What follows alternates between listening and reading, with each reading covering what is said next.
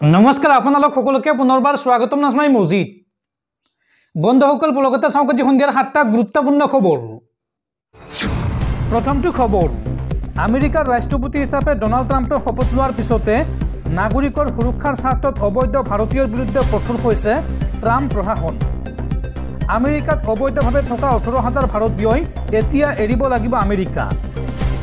ভাৰত বাংলাদেশ অনুপ্ৰৱেশকাৰী সমস্যাৰ বিপৰীতে এতিয়া আমেৰিকাত দেখা গৈছে বিপৰীত ছবি। ৰাষ্ট্ৰপতি হিচাপে শপত লোৱাৰ পিছতেই অবৈধ ভাৰতীয়ৰ বিৰুদ্ধে কঠোৰ হৈছে ডনাল্ড ট্ৰাম্প। আমেৰিকাত অবৈধভাৱে থকা 18,000 ভাৰতীয়ই এতিয়া এৰিব লাগিব আমেৰিকা। 18,000 ভাৰতীয়ক উভতাই আনিবলৈ ভাৰতক বাধ্য কৰাইছে আমেৰিকাই।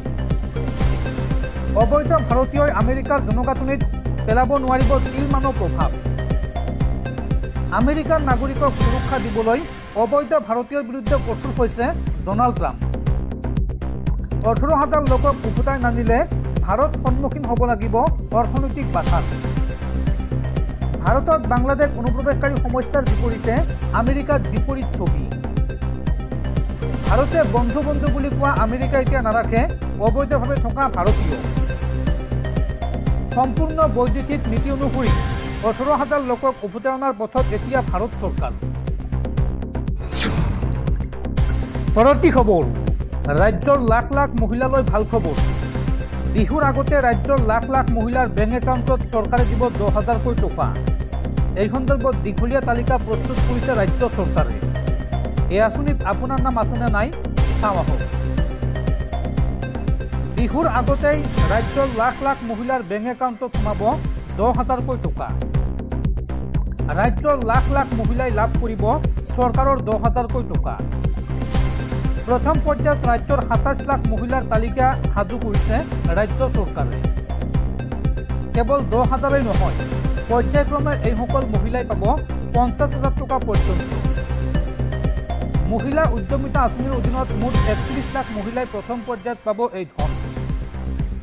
আবেদন কৰা 31 লাখ মহিলাৰ ভিতৰত মহিলাসকলৰ ভিতৰত 31 লাখ মহিলা উপযুক্ত বুলি নিৰ্বাচিত হৈছে আৰু প্ৰথম পৰ্যায়ত ইয়াৰে 27 লাখ মহিলাক এই সুবিধা দিব চৰকাৰে।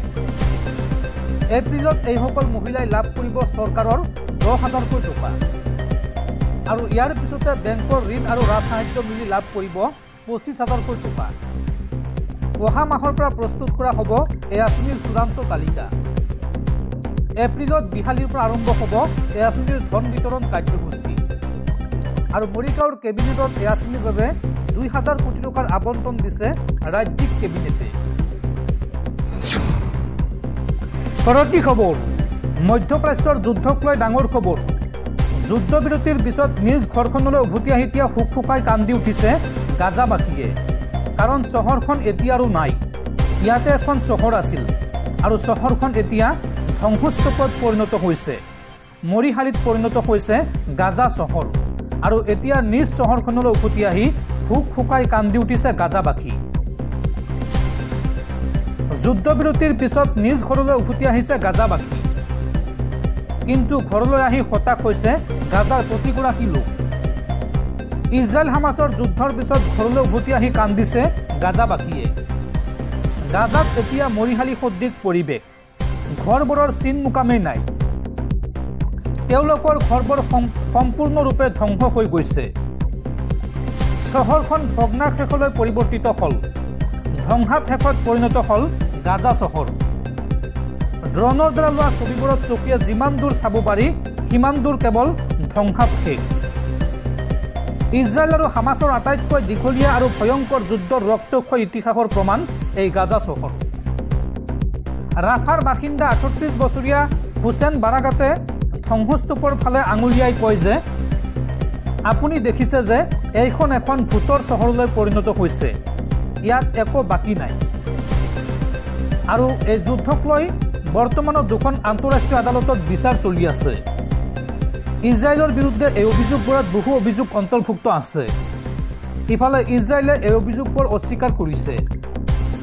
উল্লেখযোগ্য যে হামাজে 2023 চনৰ 7 অক্টোবৰত ইজৰাইলত আক্ৰমণ কৰিছিল আৰু এই আক্ৰমণত 1,200ৰো অধিক লোক নিহত হৈছিল আৰু এয়া আছিল যুদ্ধৰ আৰম্ভণি।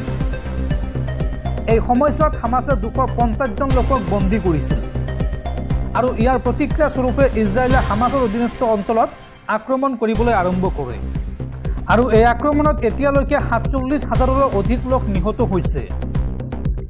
গাজাৰ বহু অঞ্চল সম্পূৰ্ণৰূপে ধ্বংস হৈ গৈছে। গাজাবাসীয়ে কৈছে যে ইজৰাইলে গাজা ধ্বংস কৰিবলৈ এটা অভিযান আৰম্ভ কৰিছে আৰু 15 মাহৰো অধিক সময় ধৰি চলি থকা যুদ্ধখন এতিয়া অস্থায়ীভাৱে বন্ধ কৰা হৈছে।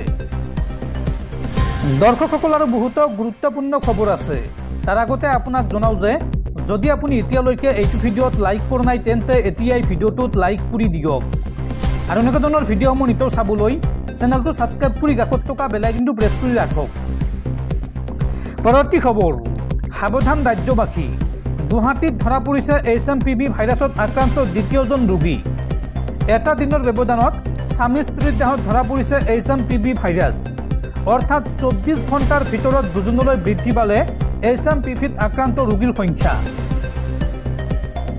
গুৱাহাটীত চিনাক্ত হৈছে HMPV ভাইৰাছৰ দ্বিতীয়জন ৰোগী। মঙলবাৰে এগৰাকী মহিলাৰ দেহত ধৰা পৰিছিল HMPV ভাইৰাছ আৰু আক্ৰান্ত মহিলাগৰাকীৰ স্বামীৰ দেহতো ধৰা পৰিল HMPV ভাইৰাছ। চৰ্দি জ্বৰ কাহত ভুগি মহিলাগৰাকী ভৰ্তি হৈছিল হাস্পাতালত আৰু অনুৰূপ অসুস্থতাত তেওঁৰ স্বামীও ভৰ্তি হৈ আছিল চিকিৎসালয়খনত আৰু দুয়োৰে দেহত এটা দিনৰ ব্যৱধানত ধৰা পৰিছে HMPV ভাইৰাছ আৰু দুয়োগৰাকী ৰোগীক বৰ্তমান আছুতীয়া কক্ষত ৰাখি চিকিৎসা প্ৰদান কৰা হৈছে আৰু বৰ্তমান দুয়োকে আছুতীয়া কক্ষত ৰাখিছে এপ'লো হাস্পাতালে। পৰৱৰ্তী খবৰ, আজি ৰামলালাৰ প্ৰাণ প্ৰতিষ্ঠাৰ প্ৰথম বৰ্ষপূৰ্তি। 2024 চনৰ আজিৰ দিনটোতেই প্ৰাণ প্ৰতিষ্ঠা কৰা হৈছিল ৰাম মন্দিৰৰ আৰু এই প্ৰথম বৰ্ষপূৰ্তি উপলক্ষে অযোধ্যাৰ ৰাম মন্দিৰত 41 দিনীয়াকৈ চলিব বিশেষ অনুষ্ঠান। আজি ৰামলালাৰ প্ৰাণ প্ৰতিষ্ঠাৰ প্ৰথম বৰ্ষপূৰ্তি। 2024 চনৰ আজিৰ দিনটোতেই অযোধ্যাৰ ৰাম মন্দিৰৰ প্ৰাণ প্ৰতিষ্ঠা কৰা হৈছিল। অযোধ্যাৰ ৰাম মন্দিৰত 41 দিনীয়াকৈ চলিব বিশেষ অনুষ্ঠান। প্ৰথম বৰ্ষপূৰ্তি উপলক্ষে এই অনুষ্ঠানৰ আয়োজন কৰা হৈছে। এই 41 দিনত বিশেষভাৱে পূজা কৰা হ'ব শ্ৰীৰাম যন্ত্ৰৰ। প্ৰধানমন্ত্ৰী মোদীলৈ প্ৰেৰণ কৰা হ'ব শ্ৰীৰাম যন্ত্ৰ।